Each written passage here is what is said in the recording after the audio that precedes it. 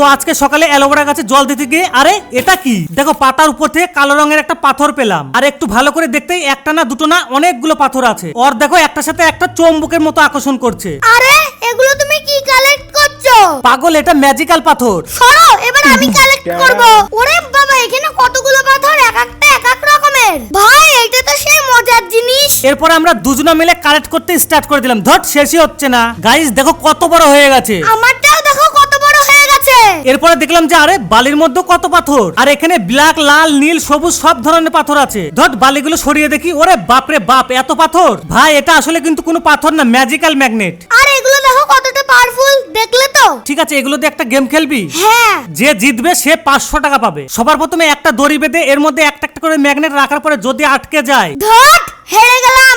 নাও এবার তুমি করো। ঠিক আছে। আরে এটা তো আমি এক চান্সে পারবো। তুমি তো হেরে গেছো, আবার করছো। ধর এই গেমটা কেউ জিততে পারে না।